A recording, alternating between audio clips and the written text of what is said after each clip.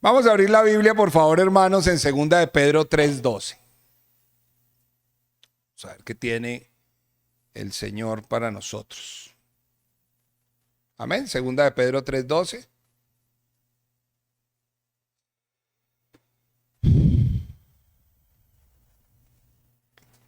Amén. Bueno, dice la palabra de Dios así. Segunda de Pedro 3:12.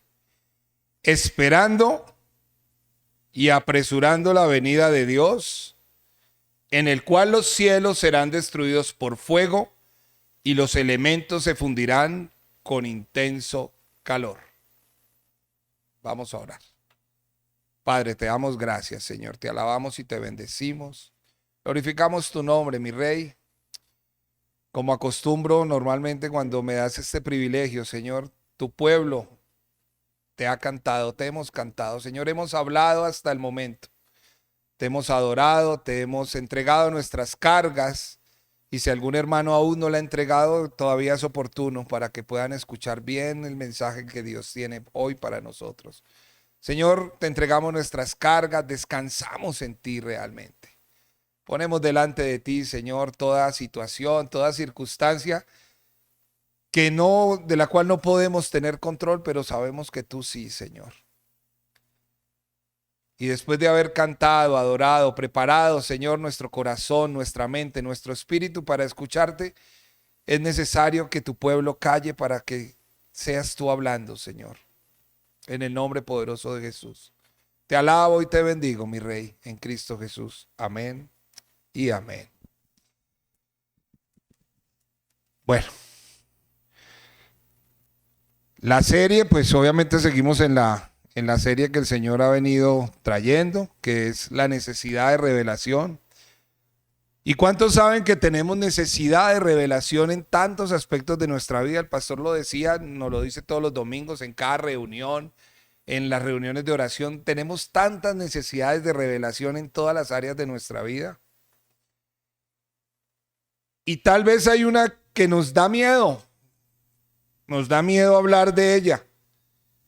Y es que a veces necesitamos revelación de su palabra, revelación de Dios con respecto a su juicio. A la mayoría de nosotros nos da algo de temor porque realmente, y no es descabellado decirlo, cuando se nos predica de los juicios del Señor, inmediatamente nos vamos a Apocalipsis. Créanme que hoy no vamos a hablar nada de Apocalipsis. Solo vamos a tocar un versículo de Apocalipsis. Pero cuando estudiamos de su ira, Señor, decimos, uy, yo como que ese tema como que lo paso. Yo prefiero leer el Salmo 23, prefiero leer el Salmo 91. Prefiero leer las palabras bonitas del Señor cuando consentía con su palabra en ciertas cosas, pero es porque realmente nos acostumbramos más a escuchar del amor, de la paciencia, de la benignidad del Señor y no de su ira. Y si ustedes se van a la Biblia, van a encontrar que la Biblia habla más de la ira de Dios que del amor. Y sin embargo son dos caras de la misma moneda. No podemos hablar de amor si no vemos el contrapeso que es su ira y su justicia. Y nunca se nos puede olvidar eso, hermanos. El tamaño de la ira y del juicio de Dios es en proporción y en magnitud a la de su amor. Tan grande como se imaginen el amor de Dios, tan grande es así la ira de Dios. Y como les decía, este tema, cuando uno lo predica, digamos que genera como que cierta resistencia, y creo que en parte es porque como cristianos hemos romantizado la visión del Dios de amor. Nos acostumbramos de manera romántica a ver Dios es lindo, Dios es bello, y todo eso es cierto, pero nos olvidamos a veces, pero Dios no se olvida en su palabra de que Él es fuego consumidor. Acompáñenme ahora sí a hablar una pequeña infidencia. La predicación nos iba a llamar la necesidad de conocer el juicio de Dios. Realmente la había titulado El diluvio que viene.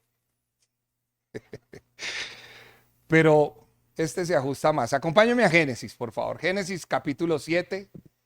Y hoy vamos a leer un texto bastante grande. Vamos a tener Génesis 7 como punto de partida, por favor. Génesis 7:12.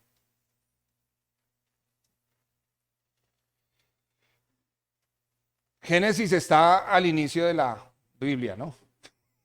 Para los que... Génesis 7:12 dice así: y hubo lluvia sobre la tierra 40 días y 40 noches.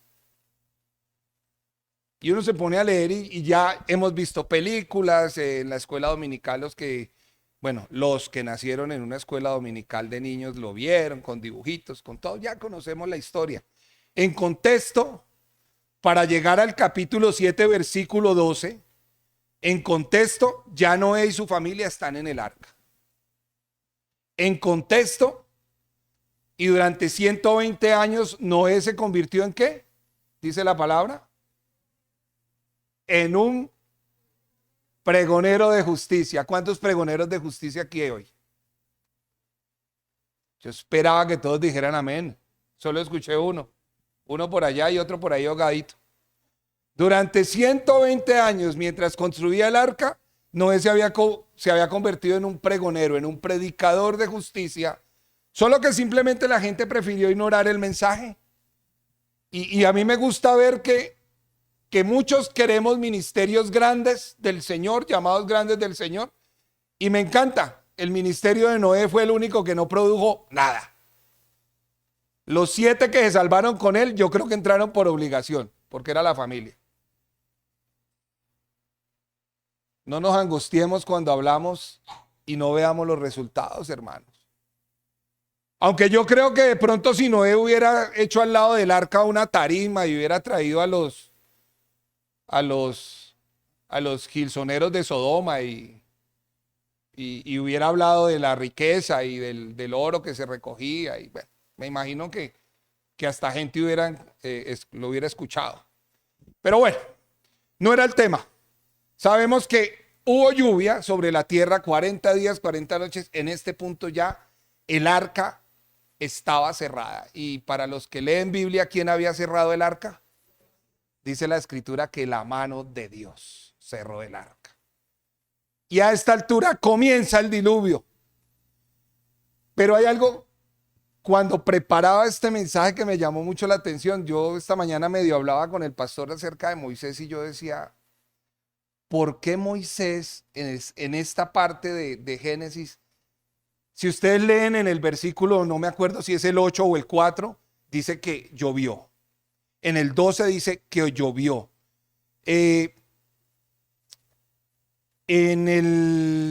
Hasta el versículo 14 del siguiente capítulo, ustedes van a encontrar que Moisés enfatizó mucho sobre la lluvia y que las aguas crecieron.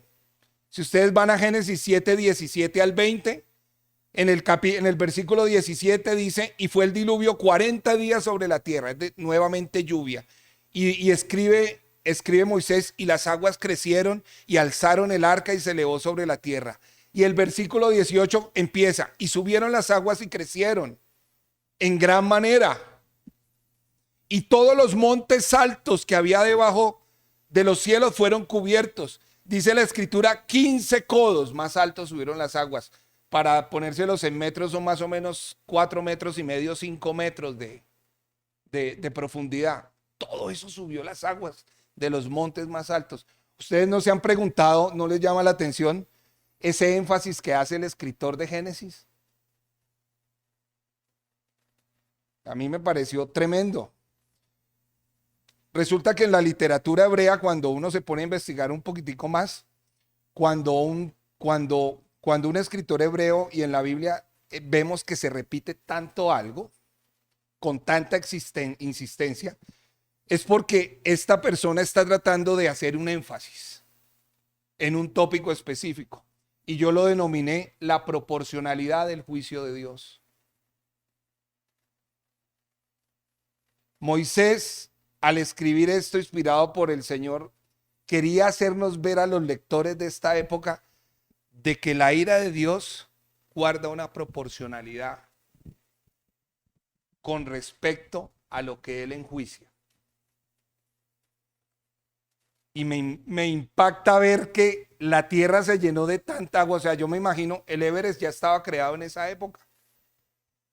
Si me pongo a ver los montes más altos, dejaron de verse debajo del sol y fueron cubiertos por 15 codos más de altura en solo agua. Ustedes imagínense llenar toda la tierra de agua. ¿Qué proporción de maldad tuvo que haber habido sobre la tierra para que el Señor nos hiciera mirar cuánta agua llenó la tierra para limpiar, para saciar su ira de la maldad del hombre? Y la primera enseñanza que yo veo del diluvio en este aspecto y de los juicios de Dios es que el Señor me enseña que entre más crece la maldad, el juicio crece de igual manera. Meditemos cómo está nuestra sociedad hoy en día. Wow. Yo no sé cuánta generación, bueno, sí podemos saber, solo que yo no la sé. Las generaciones la Biblia habla de la genealogía, si pudiéramos establecer un tiempo desde Adán hasta Noé. Imagínense, ¿cuándo aparece el pecado en la Biblia? ¿En Génesis qué? 3, Génesis 3. En Génesis 3 empezó la desobediencia, pero no sé, un tiempo más adelante, un hermano, ya pasamos de la desobediencia al asesinato. Y después este hombre tiene un hijo o unos hijos y sus descendientes ya practicaban la poligamia y el asesinato. Y después dice la escritura que la maldad del hombre subió de una manera tan abundante y tan agresiva a los ojos de Dios, que Dios dijo, recordemos que la escritura dice que se arrepintió, pero no es que se haya, ay, Dios mío, la embarré, ángeles, la embarré creando, ¿no? Dice Dios que se arrepintió de haber creado al hombre y su corazón se dolió. Tremendo. Tremendo. Esta parte específica de Génesis me enseña que nada de lo que el pecado haga, hermanos, va a quedar inmune ante la ira de Dios. Y me impacta porque muchas personas, aún en la iglesia de Cristo, hay personas que al leer esto no consiguen creer en el infierno y en el juicio y en la ira de Dios. Y no es por falta de información, porque la Biblia habla y harto que habla de aquello. No es porque el Señor omita información, mis hermanos. Es tan tremendo este tema, tan cegado para el corazón y el entendimiento de muchos, que aún dentro de la iglesia de Dios han nacido grupos y sectas que lo niegan. He escuchado personas, hermanos de la fe, no en esta congregación, pero los he escuchado, que me han dicho, ¿cómo un Dios tan bueno va a condenar a una persona eternamente a un castigo eterno? ¿Le suena el purgatorio? Hay hermanos nuestros tan extraviados en su fe que dicen que sí, tú puedes pecar, morirte, pero Dios no es tan malo. Tú vas a un purgatorio. Hay otros grupos religiosos que dicen que no hay infierno, que simplemente duermes. Wow. Otros dicen, he escuchado hermanos en conversaciones, en algún momento las tuve, ¿cómo es posible? O sea, ¿en qué cabeza cabe si Dios es tan bueno, tan amoroso? Bueno, sí, todos pecamos. ¿Quién no peca? Estoy hablando de la charla que a veces uno tiene. ¿Quién no peca? Los pecados son graves. Pero ¿cómo es posible que vaya a haber un juicio eterno de tanta gravedad? Aún en Colombia, hasta los presos con delitos más graves, lo máximo que les meten son 60 años. ¿Cómo vamos a hablar de eternidad? Dicen algunos hermanos. Es por eso que esta porción bíblica, hermanos, nos está hablando que delante de Dios no hay impunidad. Aquí en la tierra va a haber impunidad para el pecado. La maldad fue tanta, como leímos, que tuvo que cubrir la tierra. Pero así como es de tremendo leer que la maldad fue tanta, para mí es un texto consolador, ya que a mí me da confianza. A mí me da confianza, no sé a ustedes. Me da confianza, hermanos, porque nos tocó una sociedad tremenda. Yo vivo en una sociedad donde muchos de nosotros nos esforzamos por llegar a fin de mes con algo en la nevera y con algo de plata en el bolsillo. Y sufrimos. Y volteo a mirar en las noticias y ni siquiera en las noticias, compararme en una esquina y veo gente que sé que no trabaja. ¿En qué carrazos? Gastándose en una noche de fiesta lo que yo necesito por lo menos para 2 meses de vida. Eso me duele. Me duele que el delincuente y el político que se visten con la misma ropa se roban la plata que todos sudamos, que las personas honestas sudan. Vivo en una sociedad donde la persona que trabaja, donde el empresario que hace las cosas de manera honesta, lo roban. Las leyes y los jueces están hechas a la medida del delincuente. Vivo en una sociedad con el respeto de los que aman el deporte. Vivo en una sociedad donde a un jugador le pagan por patear una pelota y le pagan miles de millones de pesos. Y el oficinista, el médico, el señor que vende en su tienda, la sufre para llegar a fin de mes. A mí me da consuelo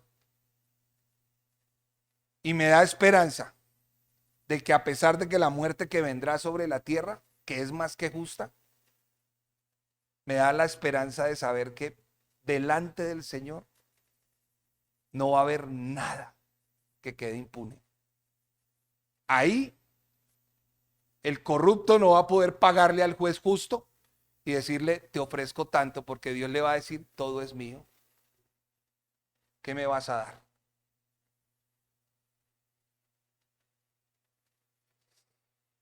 La diferencia, mis amados hermanos, de nosotros con el impío, y quiero pensarlo así, es que nuestra maldad ya fue juzgada por Cristo. Y eso me dice la palabra de Dios. Sin embargo, para no perdernos del tema, así como Dios hundió toda la maldad en las aguas del juicio, mis amados hermanos, pronto, pronto vendrá un tiempo donde la maldad será nuevamente juzgada. Y el motivo es simple. ¿Ustedes por qué creen que la maldad debe ser juzgada? Porque Dios es santo. La sola santidad de Dios requiere que todo eso quede resarcido. Y solo un Dios santo puede juzgarnos. Eso lo expresa el profeta Isaías en Isaías 59:2. No lo busquen porque hoy vamos a pasear por hartos versículos. Yo se los voy a leer. Isaías 59:2 dice, pero vuestras iniquidades han hecho división entre vosotros y vuestro Dios, y vuestros pecados han hecho ocultar de vosotros su rostro para no oír. Lo único que hace ocultar el rostro de Dios de nosotros es el pecado, mis hermanos. Y espero que mientras estemos predicando y ustedes estén escuchando, el Espíritu Santo puede hacerles meditar de por qué ocurren tantas cosas en nuestra vida, por qué hay tantas oraciones no escuchadas, por qué si creemos que estamos orando bien, ¿qué pasa? ¿Habrán pecados ocultos, pecados no confesados? Porque hermanos, hacer lo bueno, no hacer lo bueno pudiéndolo hacer, ¿qué es? Pecado. Qué bien que no lo sabemos. ¿Y cuántos de nosotros, diciéndonos hijos de Dios, viniendo a la iglesia dominicalmente, conectándonos lunes, miércoles y viernes a las 5:30, entrando a las 8 los martes y los jueves, viniendo los sábados a reunión de parejas cuando hay, sábados cuando vayan a haber reunión de hombres nuevamente? ¿Cuántos de nosotros mirando el mal al lado nuestro y en nuestra casa miramos para un lado? Entonces, mis hermanos, estos primeros versículos con los que abrimos para ver el diluvio nos recuerda algo. Y si algo se les quiero que se les quede, hermanos, desearía que se les quedara esta frase. Solamente los que estaban en el arca flotaban sobre las aguas del juicio, pero solo aquellos que están en Cristo sobrevivirán al fuego de la condenación, al igual que Noé.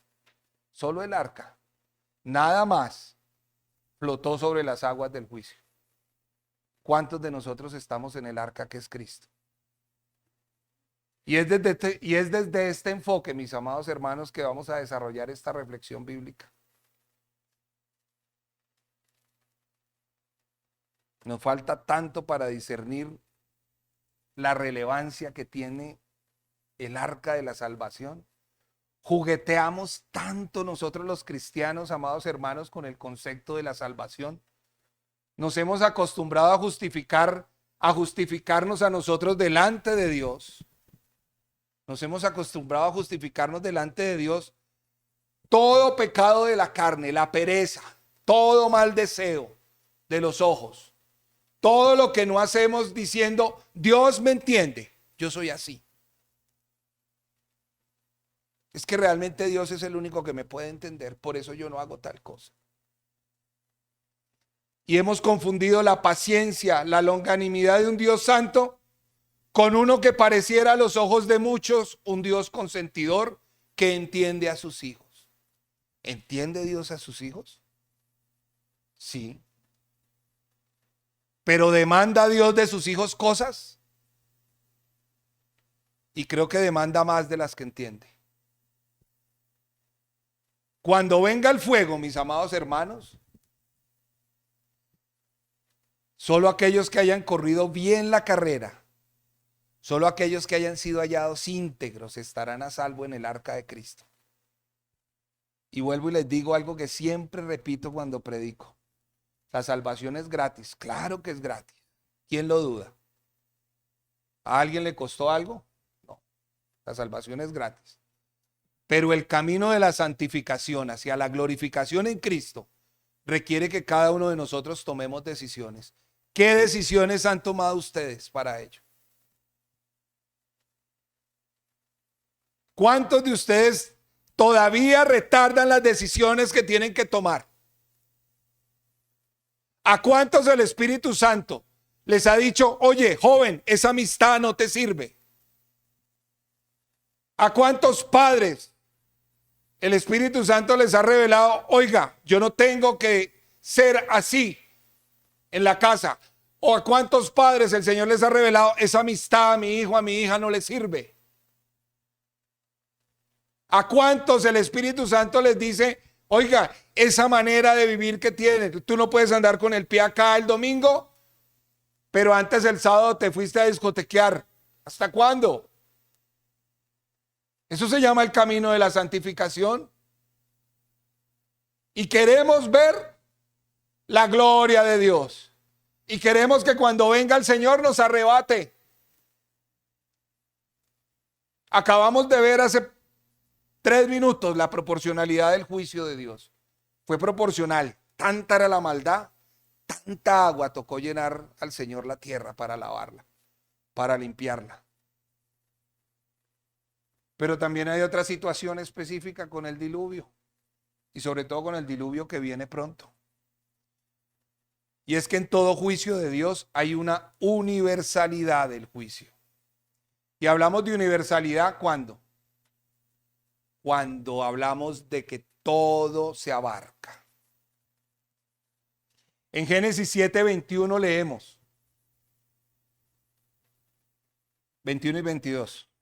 Génesis 7:21 y 22. Y ahí vamos a ver la universalidad. Y murió toda carne. ¿Alguna? Toda carne que se mueve sobre la tierra. Así de aves como ganado y de bestias y de todo reptil que se arrastra sobre la tierra, coma, y todo hombre. Versículo 22. Todo lo que tenía aliento de espíritu de vida en sus narices, todo lo que había en la tierra, murió. Juicio universal.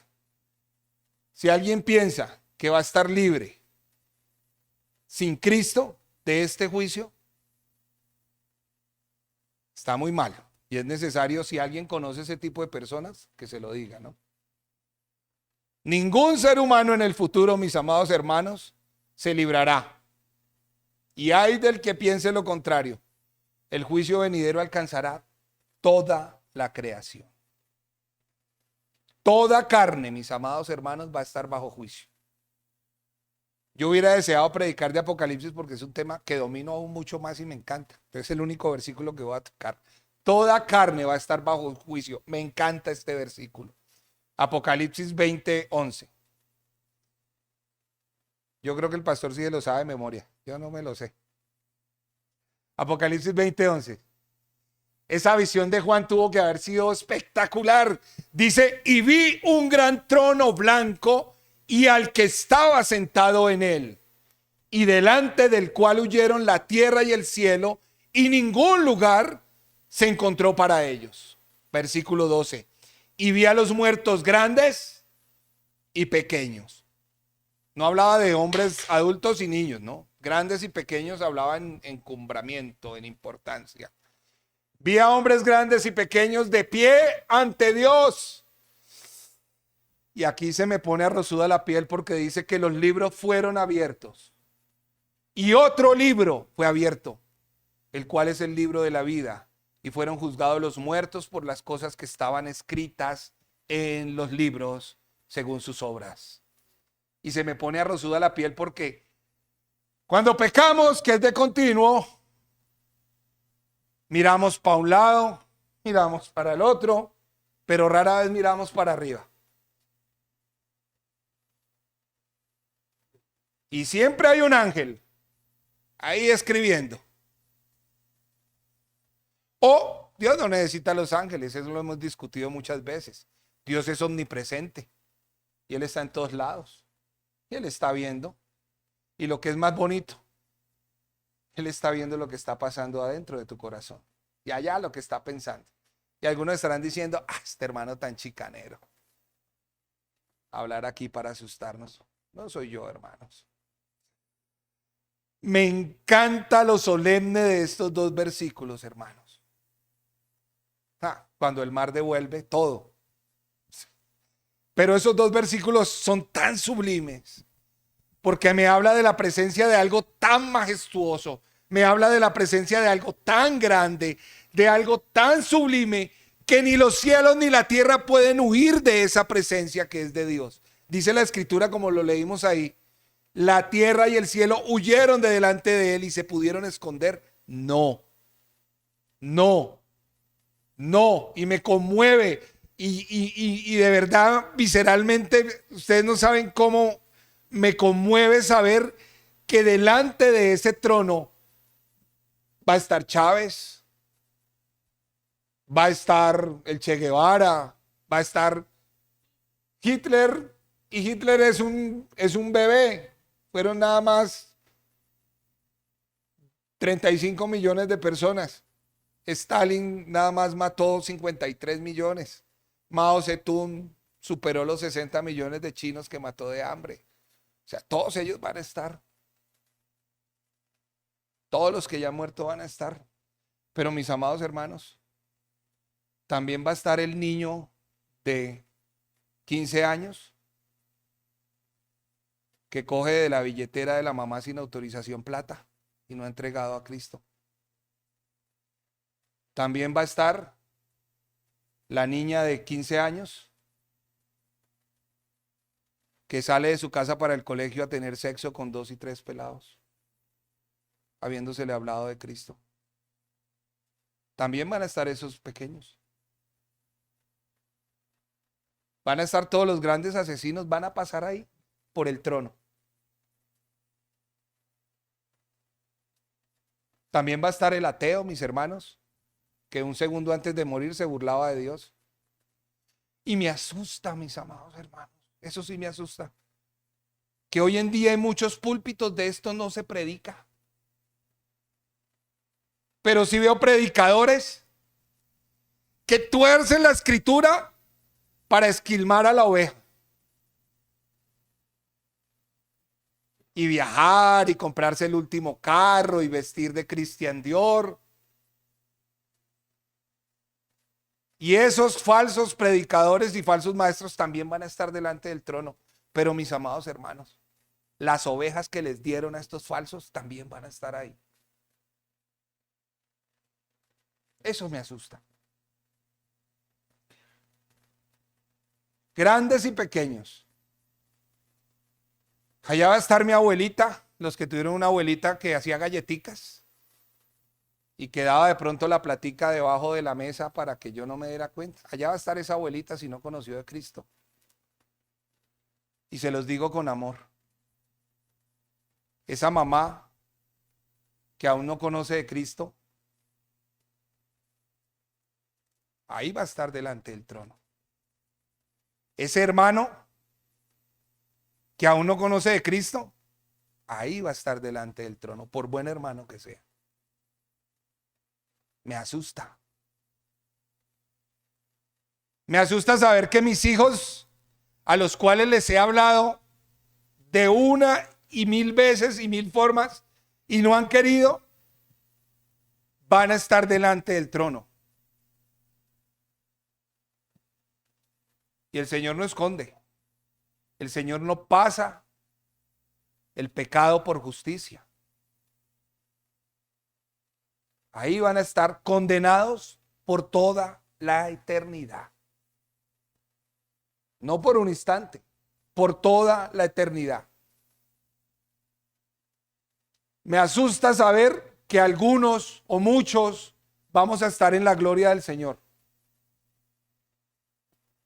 Pero mientras pasa eso, una inmensidad, porque la palabra dice que eran mares de personas parados delante del trono blanco, van a estar recibiendo el justo juicio de su pecado por toda la eternidad. Entonces, mis amados hermanos, ¿por qué no somos un ejemplo del poder transformador del evangelio en mi casa,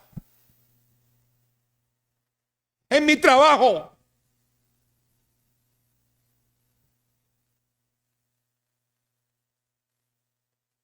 Y yo me pregunto, ¿esto es una buena razón para predicar, amados?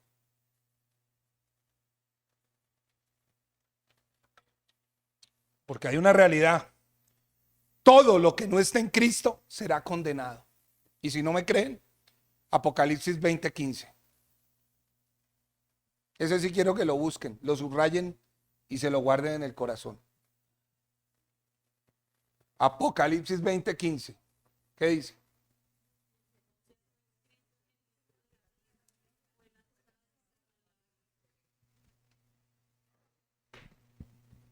A mí qué me importa, hermanos, si aquí hay gente con dinero, si tienen 2 y 3 casas, o son los mejores deportistas, o tienen la mejor salud, si no tienen a Cristo. Si tú no estás en el libro, todo lo que tengas, ¿de qué te sirve? Los devuelvo a Génesis. Solo los que estaban en el arca se salvaron. Y en un futuro que ya viene pronto, hermanos, Maranata, dice la Escritura, los que no estaban inscritos en el libro de la vida no se salvarán. Y aquí les hablo a ustedes, padres. Yo soy padre. ¿Cuántos de ustedes hace años no se compran una buena muda de ropa? Un buen par de zapatos. Pero su hijo, todos los diciembres, todos los junios, para los que compran así, yo soy de los que compro así para mis hijos, tienen que comprarse lo mejor. ¿Cuántos de ustedes todavía tienen huecos en el zapato? Pero eso sí, su hijo tiene las últimas Jordan. ¿Cuántos de ustedes tienen un teléfono fijo como celular? Esto es un teléfono fijo, me toca cargarlo cada media hora. Pero su hijo tiene el último iPhone o el último Samsung.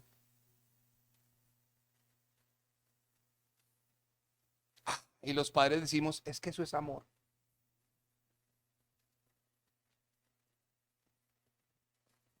Amor, hermanos, amor, padres. Lo que estamos enseñándole a nuestros hijos es que sin esfuerzo pueden tener lo mejor. Les damos la mejor educación, Yo les he dado a mis hijos la mejor educación que he podido, la mejor universidad. Pero eso es amor. Amor, como le decía a mi hijo ahorita cuando lo llevaba en la madrugada a un examen que está haciendo. Amor, hijo, para mí es predicarte el evangelio de Cristo.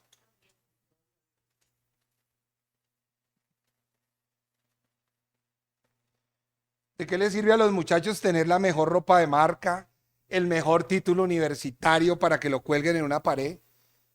El mejor teléfono si se irá al juicio de Dios y su nombre no estará escrito en el libro de la vida. Hermanos, sí, yo soy padre como ustedes y a los hijos uno les tiene que dar lo mejor en la medida de lo posible. Pero yo quiero que entiendan que el mejor regalo que podemos darle a un hijo es el evangelio.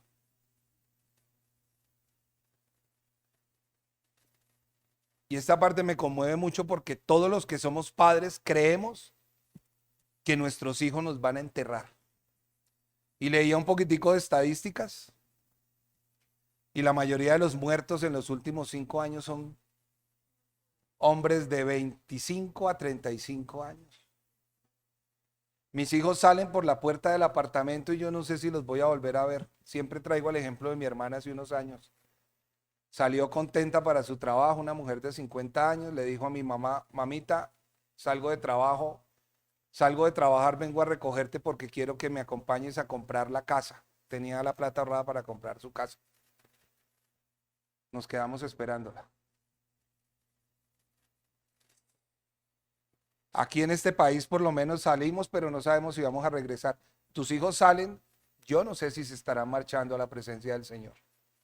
Y quiero recordarles, hermanos, que si bien nosotros no podemos salvarles, sí podemos predicarles. Y aquí desde este púlpito hoy se los digo, no puedo pedirles que hagan algo que solo Dios puede hacer, pero tengo el deber moral y la necesidad de pedirles que hagan algo que sí Dios demanda que lo hagan. Y es la responsabilidad de hablar de Cristo. Porque si no lo hacemos, mis amados hermanos, vamos a ver el exterminio de Dios. Y da para un título de película, ¿no? Dios el exterminador. Génesis 7:23. Para los que no me creen, porque es que muchas veces decimos eso es del diablo. Me encanta la versión de la Biblia de las Américas porque lo dice claramente. Se las voy a leer en la versión Biblia de las Américas, Génesis 7:23. Exterminó, pues, el Señor todo ser viviente que había sobre la faz de la tierra. Desde el hombre hasta los ganados, los reptiles y las aves del cielo fueron exterminados de la tierra. Solo quedó Noé y los que estaban con él en el arca. Sí, hermanos, no los exterminó el diablo. Porque es que al cristiano le gusta pensar, me está pasando algo malo, es del diablo. Me está yendo mal en el trabajo, es del diablo. Estoy enfermo, es del diablo. Estoy teniendo problemas en mi trabajo, es del diablo. Créanme, mis amados hermanos, créanme que muchas veces la escasez y la enfermedad vienen de Dios y esa prosperidad viene del diablo. No todo lo que le sienta bien a la carne viene de Dios, pero todo lo que hace bien al alma viene de Él. Y a veces, me ha pasado, se los hablo en primera persona, las cosas que nos llegan a parecernos a Jesús y a su carácter, no es que el Señor me lleve a pastos de verdes pastos. No. Le agradezco más al Señor los valles de sombra de muertes por los que me ha pasado. Esos valles de sombras de muerte, a diferencia de los verdes pastos, son los que me han llevado a humillarme en la presencia del Señor y a decirle, Señor, te necesito, Señor, soy débil, Señor, fortaléceme, Señor, ayúdame a buscarte, Señor. Y sí, hermanos, fue Dios quien exterminó. Es el mismo Dios que le ordenó a un rey matar a todo un pueblo. Es el mismo Dios que hizo llover fuego y azufre sobre dos ciudades. Y es el mismo Dios que mató a Ananías y a Zafira por mentirosos. Nada, mis hermanos. Nada. Para los que piensan en ese solo amor de Dios, nada detiene el juicio de Dios. Isaías 24:1 dice: he aquí el Señor arrasa la tierra, he aquí el Señor la devasta, la trastorna en toda su superficie y dispersa a sus habitantes. Y la verdad es que a veces queremos ver al Dios dulce. Volviendo al tema de las charlas con cristianos, yo he escuchado a gente que me ha dicho: Dios no manda a nadie al infierno, la gente se va solita. No, hermanos, Dios la envía si no se ha arrepentido. Queremos mostrar que si fuera por Dios, nadie iría al infierno. La culpa es de la gente que se quiere ir. No, hermanos, la Biblia me enseña que Dios condena a todo aquel que no se ha arrepentido. La Biblia me enseña que el lago de fuego es el lugar de la ira del Cordero de Dios. No es la casa de Satanás como muchos piensan. Es el lugar de la ira del Cordero de Dios, el lagar de su ira, dice en alguna parte de la Escritura. Y hermanos, algunos verán la cara redentora del Cordero de Dios y una gran mayoría conocerá la cara de la ira del Cordero de Dios. Dios salva, hermanos, pero también condena. Hoy les pido que dejemos de ver a Dios solo regalando cosas.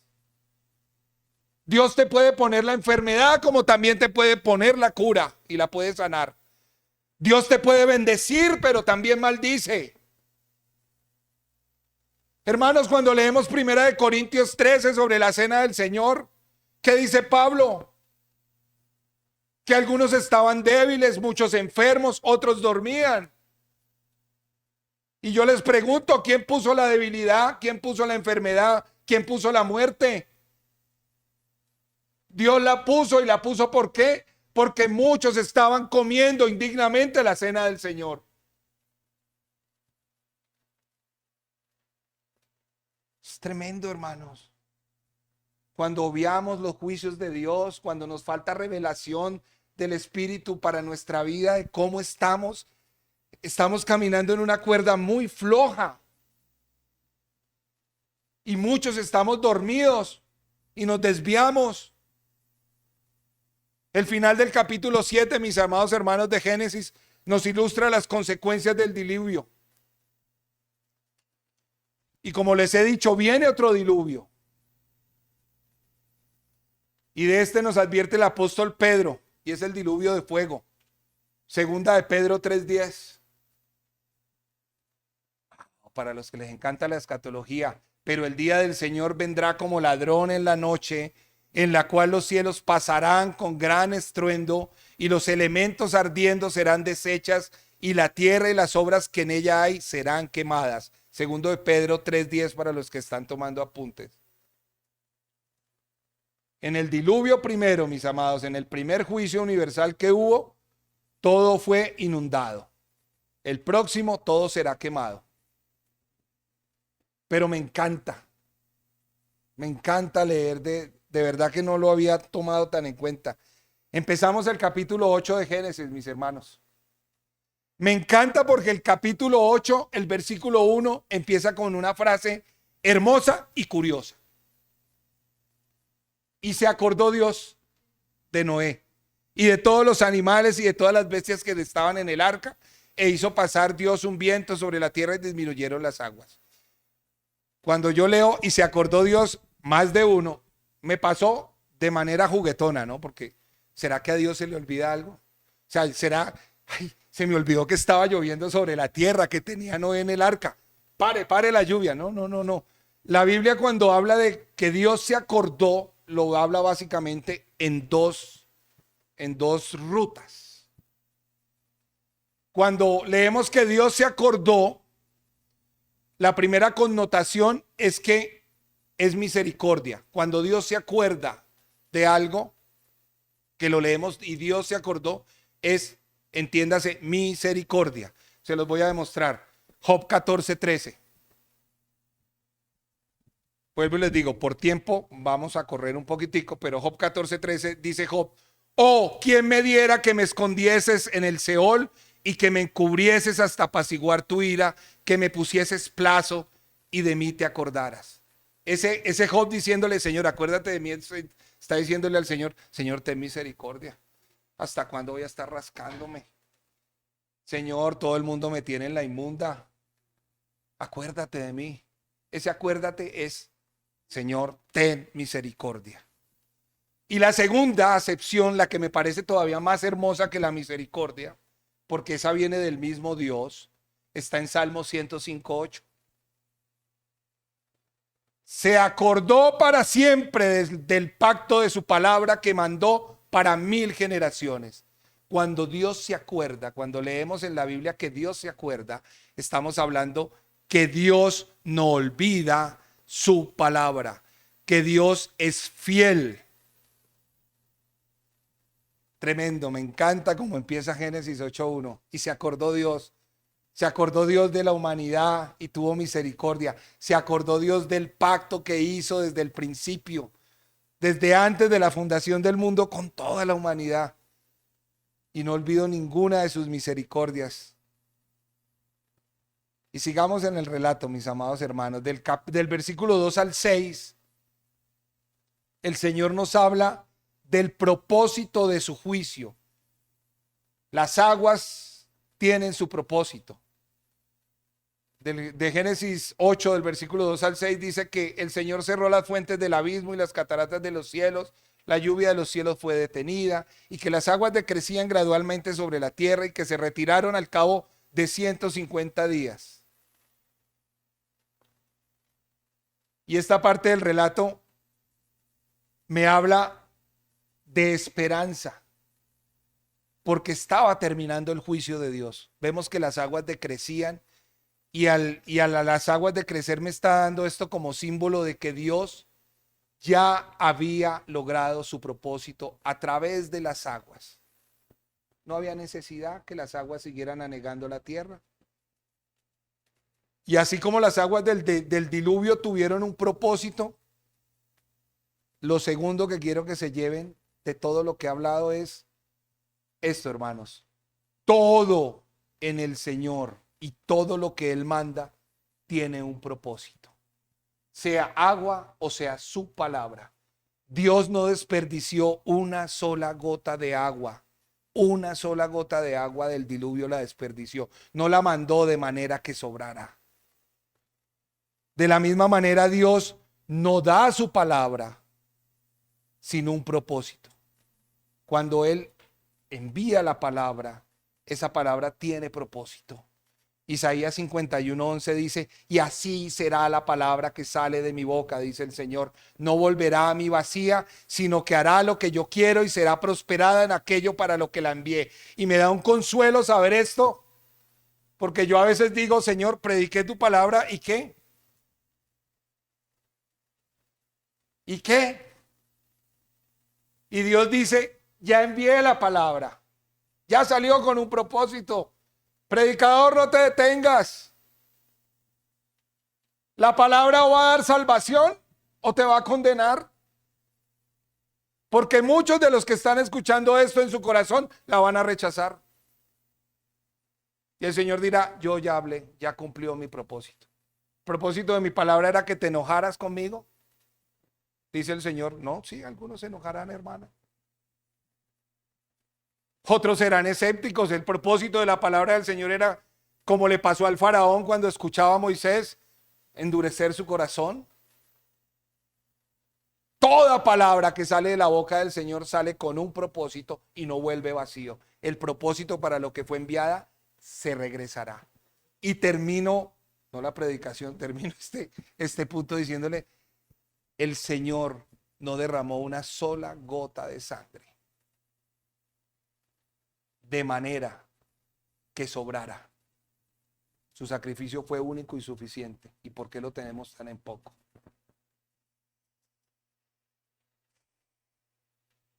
Pensar en este tema del arca y de ver cómo ya el agua decrecía, me llama también la atención. ¿Ustedes cómo creen que fue? La escritura me dice que el diluvio duró 150 días antes de que las aguas decrecieran.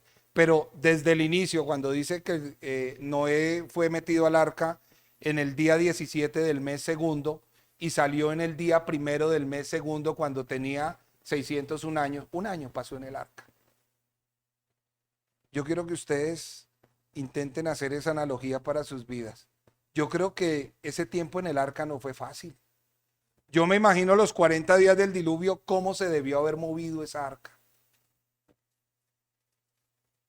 Para arriba y para abajo. Mucho zarandeo, mucho mareo, mucho golpe. Y eso me lleva a pensar, hermanos, y es lo que les decía. Cuando el Señor manda juicio y dificultad, también manda consuelo. Y a pesar de que Noé en el arca tuvo zarandeo por las aguas, finalmente el arca llegó a un lugar de reposo. Se posó en Ararat. Así es su vida y mi vida, hermanos, en Cristo. ¿Cuántos están pasando por una tormenta? ¿A cuántos se le está moviendo esa arca? ¿Cuántos dentro del arca de Cristo están diciendo, Señor, ¿por qué a mí otra enfermedad? Señor, ¿por qué a mí otro desprecio? Señor, ¿por qué a mí los hermanos están hablando mal de mí?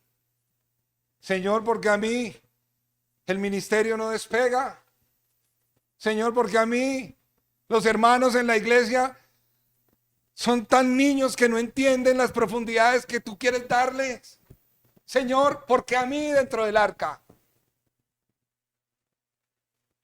Hoy solo les digo, perseveren que ya vendrán tiempos de reposo. Con el tiempo de aflicción vienen también los de consuelo. Isaías lo dice en Isaías 54:11. Pobrecita, pobrecito, fatigado por la tempestad, sin consuelo, he aquí yo te cimentaré, tus piedras sobre carbunclo y sobre zafiros te fundaré.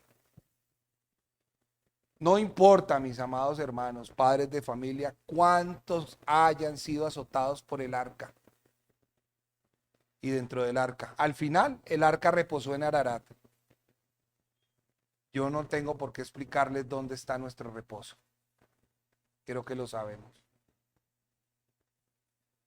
Y con esto del relato del diluvio me encanta ir a la parte del cuervo y la paloma. Eso los encuentran en los versículos 6 al 12.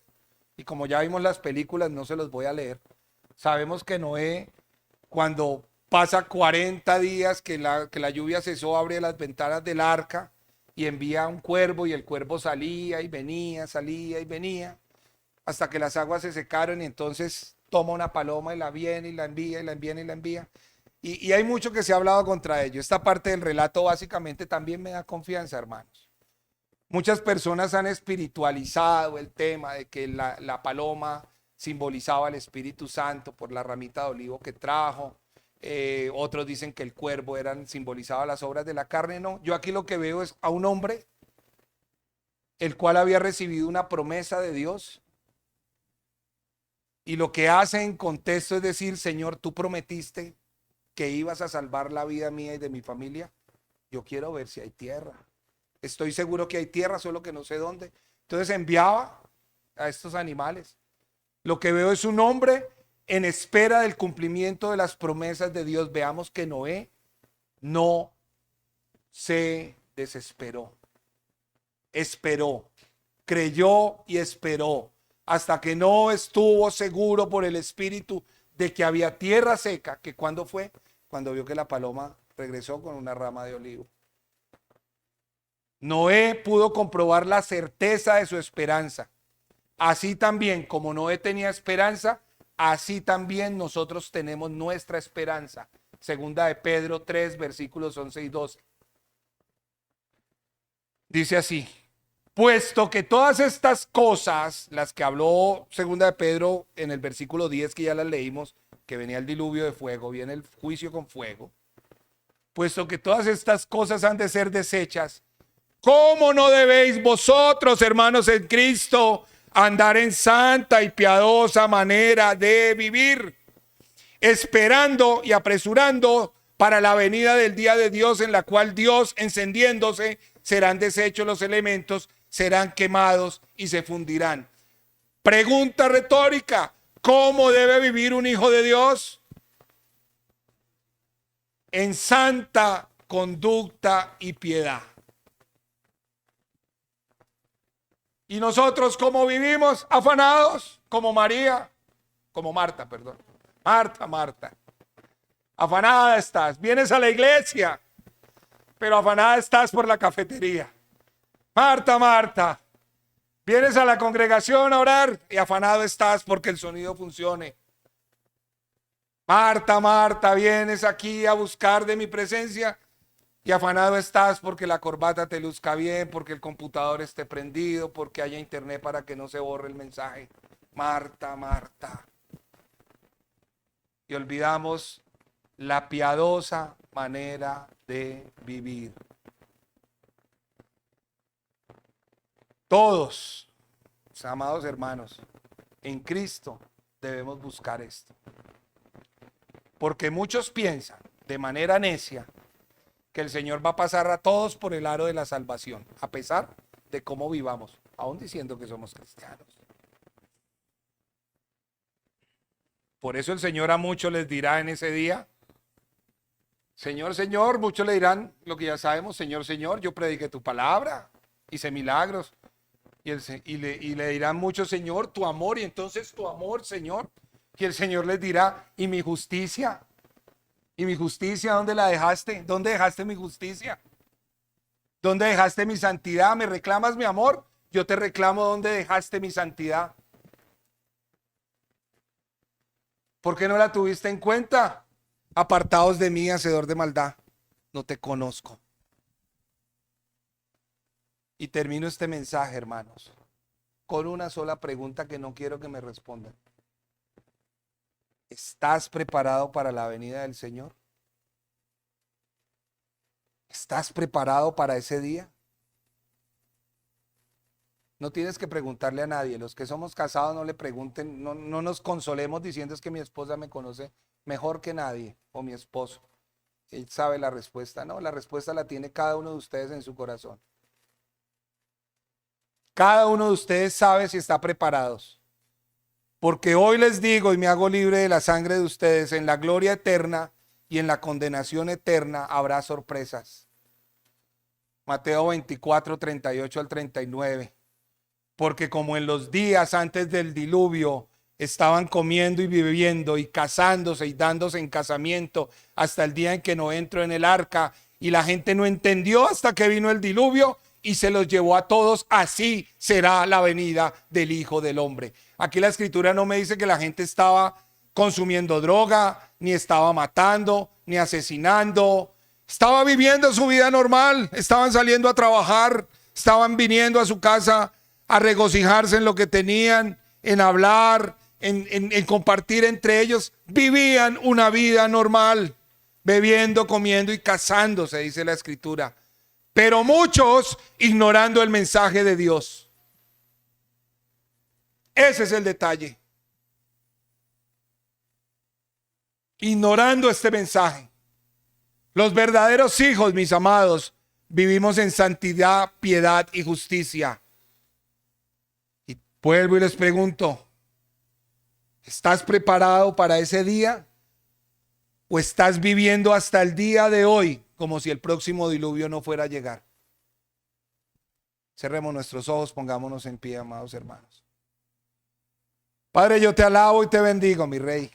Te doy las gracias, Señor. Tu palabra ha sido predicada, tú has hablado, Señor.